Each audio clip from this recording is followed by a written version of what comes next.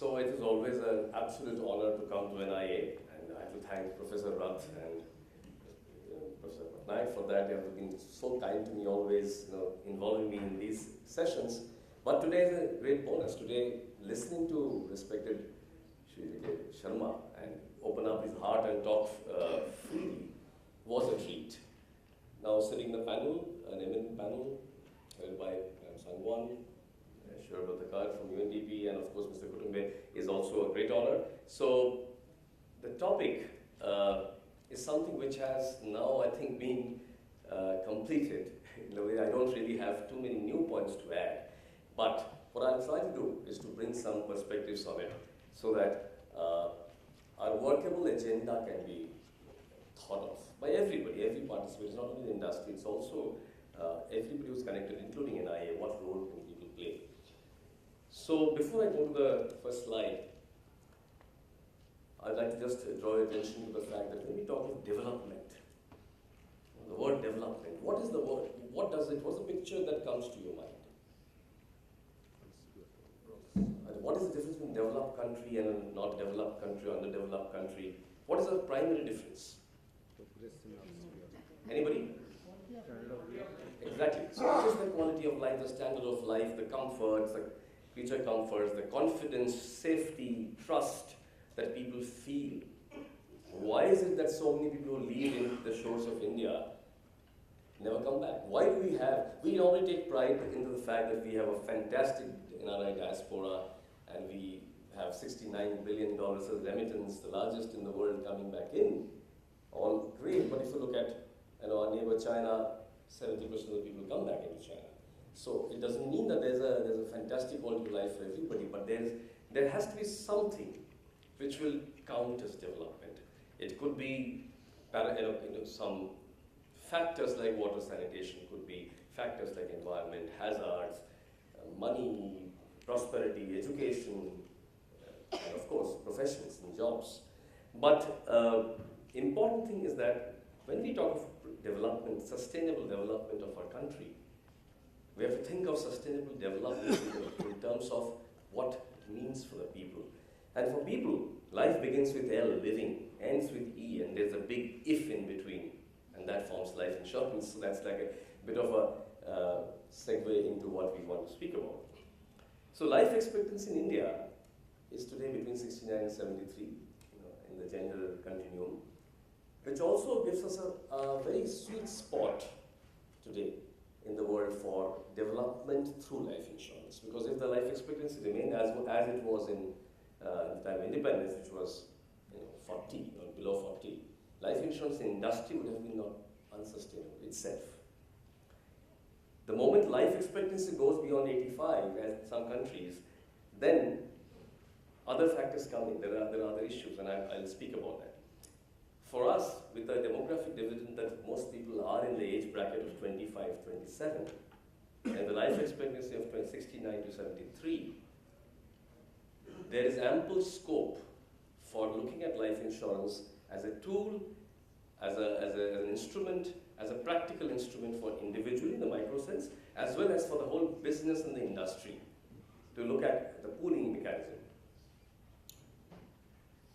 So, other than that fact, the life insurance industry or insurance industry is one of the most regulated among all financial businesses, most tightly regulated, which means it is the most resilient of industries in times of downturn, and we have seen that in 2008 and 2009. The insurance industry, it might have lost its aggression in sales, but did not have any doubts about its integrity of business and its investment base, its net worth, and that's because of capitalization. So it is one of the most capitalized. So these are points which are already there. These are assets that we have. So we've talked of social security, so I'm not going to talk about that, but I'm going to add a bit about the poverty thing. Now, poverty, there are three aspects of poverty. One is, how do we get people who are poor to move out of being poor? Second thing is, how do we avoid people who are not poor from becoming poor? And the third thing is, how do we avoid generational legacy passing of poverty? In the absence of adequate insurance, and Sharma was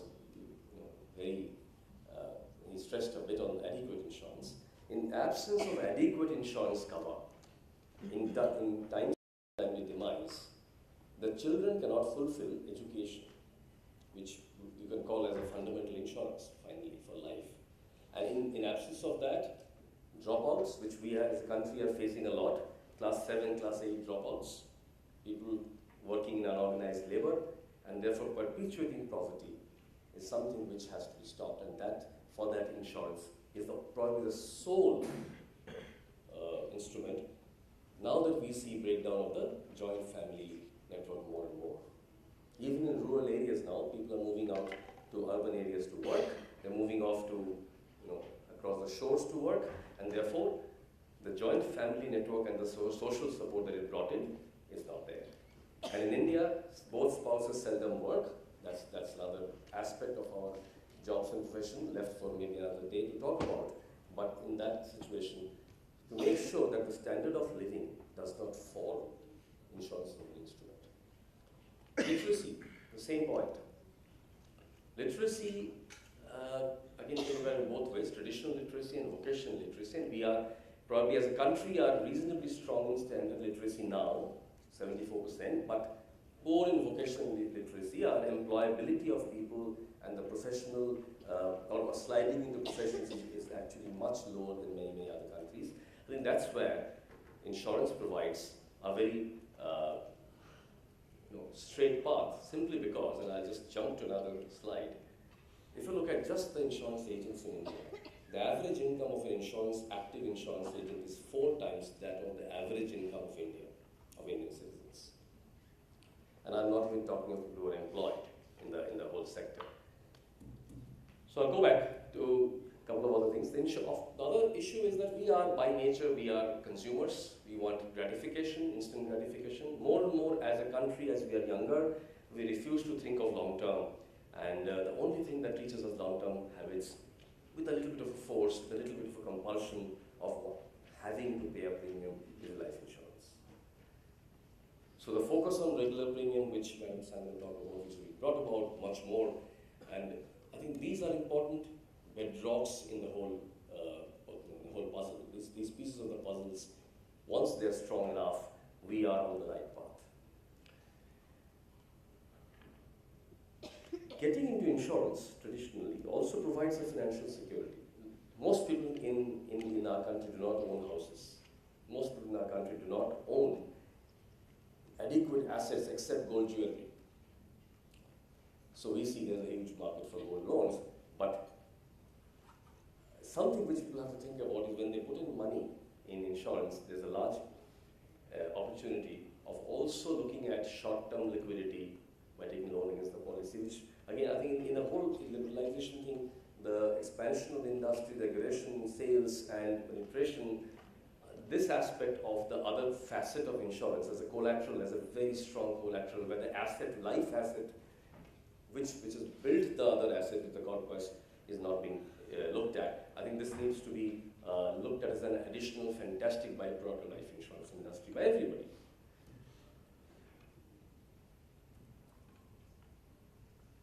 So, I'll move to something which we have not talked, we have been talking about, but something which is on FDI inflow. With the opening up of the economy, the opening up of the life insurance industry, more than 20,000 crores of equity has moved in. More is expected to move in. What does it mean? What does it mean for us as a country? So we have, as a country, we are cautious about FDI because we are aware what it means. We are not dependent upon FDI. We have enough capital generation of our own. But insurance also is a means of risk transfer, as happens in general insurance with catastrophe insurance and risk transfer through reinsurance. Inflow of FDI, other than rejoicing the amount of money, it also means that a large amount of risk is also transferred out of our shores, and that's important because to grow, there will be troughs and crests of risk. As we know, this risk is cyclical, and therefore it is an important factor in the development of the industry. Now, there is a complementarity hypothesis. Now, this is about the different things when you talk of life insurance. Life insurance is a very silent industry. Life insurance has never been one of those things which have been talked about in the forefront of, let's say,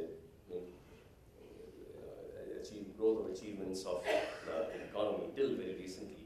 But life insurance, financial development, and development in true sense, and economic growth are linked, and there's a complementary. So if you look at financial deepening and development and the deepening of insurance, there is always an empirical link, and we can never find a formula to develop to make it really fitting in, but there is clearly a positive correlation, and therefore it's very, very important.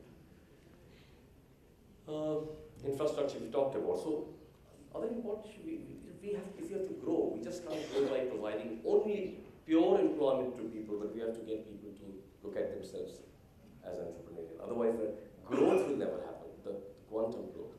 So insurance is going to be the only one which develops individual entrepreneurship and has been developing in the form of an agent for a very long time.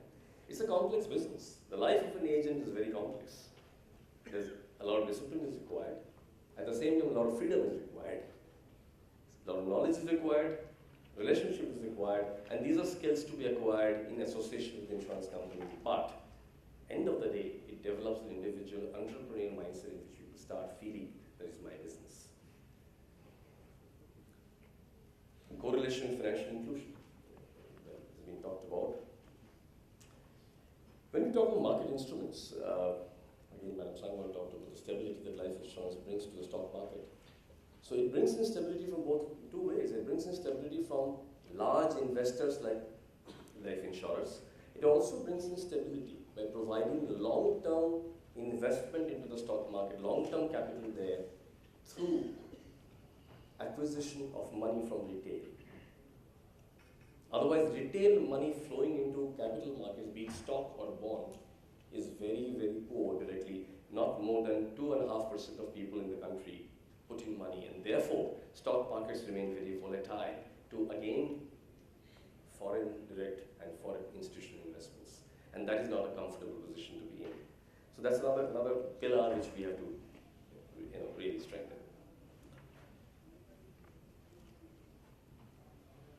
So this has been talked about, again, very difficult to find out new points after Sharma has spoken. So projects which are needed for the country, which are bolder, riskier, where you can't really get investment bankers to bring investments, that's where insurers step in and are patient investors. They don't have pressure of redemptions. They don't have pressure of people want to take the money out. A point I'd like to mention is technology and customer. Now, customers are starting to become, really want the kind of response, kind of interface that they see in transacting for other products, also for insurance. And reference plays a big role. So customer centricity and customer satisfaction is not only important philosophically, it's also extremely important for furthering the business of life insurance. So, linking to banking systems, linking to personal finance systems, overall offering everything very easily, becoming transparent, becoming information on demand is something that, as a country, we have to go further, quite a bit further, and that's what I think we need to work on. We're still not there. As much as we have moved ahead in technology, in providing technology to other countries, I think we as a country provide more technology to other countries than we provide to our own. And I think we need to provide the best solutions to our own country and to further the deepening of the industry. Health, sanitation, underserved topics by themselves. So I just like to make a passing mention of that. So if we looked at those goals, and we looked at goals of water, sanitation, looked at goals of hygiene. Now in these situations, insurance can play a part in being the nudger and pusher of behavior through its very large influence. Influence as an investor, influence as being present in everybody's lives. If you think of health, now health is a matter of national importance, and health is something that needs coverage. 4.5 lakh crore of health spent, unorganized and organized put together, and only 40,000 crores of health insurance in the country. So we are not even 7-8% covered. across life and general and health companies. All insurance companies in this country can do some kind of health or other. But there, if that's given a strong impetus, there will be a strong incentive for people to also remain healthy. Because health is another thing which also pushes people, or I would say disasters in health are things which also pushes people down into poverty. Many people sell their family, assets to pay for just a transplant. So we need to figure out a way to grow that. So that's another area where our country's standard of living, standard of treatment, standard of overall, being there will improve. There is a risk involved in every good thing. I can mention that. Health care is progressing at a fast pace. It's also becoming more and more expensive. So technically, somebody born today, by the time the person is 55, 60 years old, the healthcare technology will be such that you can probably live forever, or 150 or 200 years old, by keeping on changing your organs, using non-reacting 3D printed organs, less invasive technology, surgery, prosthetics, genetic modifications, robotics, all kinds of things. Now, what does that mean? Well, life insurance is also about living too long. What does that mean for careers? What does that mean for pensions? What does that mean for your life planning and financial planning? And most of all, what would that mean for social divide? Because people who will be able to afford such treatments will live for 200. People who would not be, will be 50, will die at 55, 60. That's not a comfortable thing for India at all, because that kind of social divide can create the kind of tension which the world has not seen yet. So to mitigate that, health insurance for all, access as well as affordability has to be promoted by the insurance industry. Otherwise, it's a big risk that we're running. So, before I end my presentation, I want to just mention one more thing. One where LIC, life insurance industry, whole insurance industry as a whole, but maybe LIC, which is becoming being a dominant leader, can play a very, very important part in the furtherance of newer solutions. So there are thousands and thousands of startups today. And some of them don't know what problem they're solving. Some of them have a solution, don't know what problem it addresses. Some of them know the problem and trying to find a solution. Some get funding, which is intermittent funding. Some get that funding stops, business stops. And some people just develop an idea and wait for funding. So in that scenario,